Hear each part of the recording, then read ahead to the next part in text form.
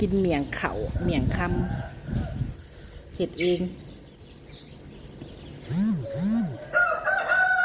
มีเวลาว่างในเมื่อนี่ก็เลยได้เห็ดกินใส่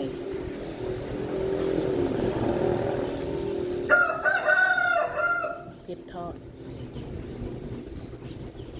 กระถั่วดิน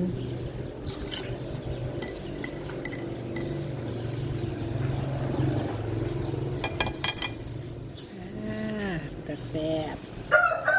ทำกับผักสลัดหรือผักอีเลิศก็ได้เขาก็ดีเด้อมีหัวสิงไคซอยเนี่ย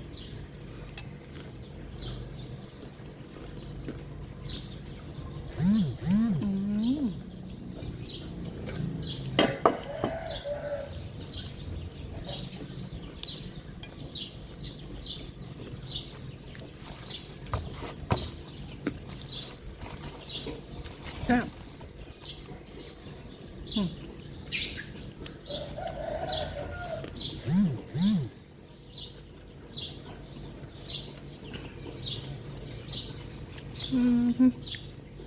บ่ได้กินโดนเลยได้เนี่ย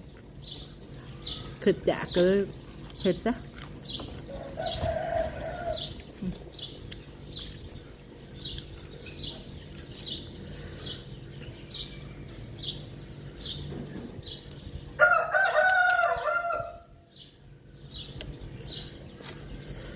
ส่วนประกอบกับมีข้าวโขบ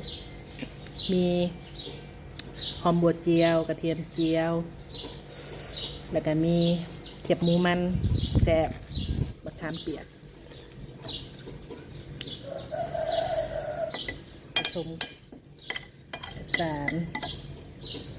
รสชาติออกสมหวานเค็มนัวแซ่บ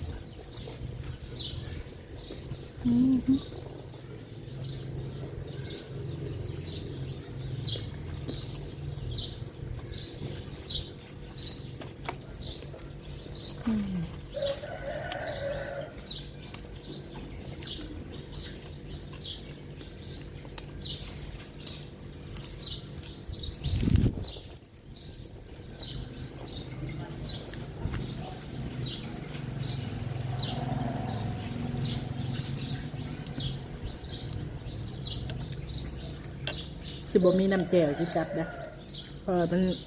มันแซ่บนัวมันแซ่บแล้วในโตเมี่ยงนะ